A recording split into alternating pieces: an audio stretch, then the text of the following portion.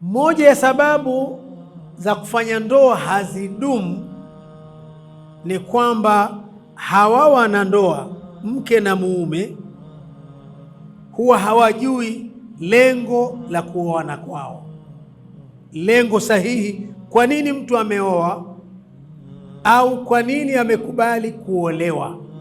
Kutoelewa lengo sahihi la ndoa huja ikawa ni sababu ya hii ndoa kutodumu.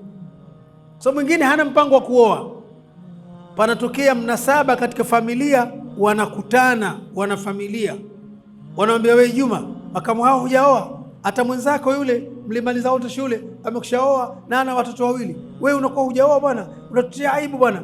Wanamharas, wanamtafutia mchumba, kesho kutwa anaoa. Huyu hakuwa na mpango wa kuoa kabisa, na wala halikuwa wale. Kama wangeweza angalau wangemuhamasisha akajua faida ya ndoa na malengo ya ndoa ni haya, kwa nini usiwe nayo. Kwa hiyo anajikuta tu ashakuwa na mke, kitu ambacho hakikuwa katika raghba yake wala hakikuwa katika mipango yake. Amejikuta tu kama vile amenasa kwenye mtego fulani. Sasa akija gundua kwamba huku nilikupelekwa siko, hiyo ndoa inaondoka tu hata kama hakuna sababu.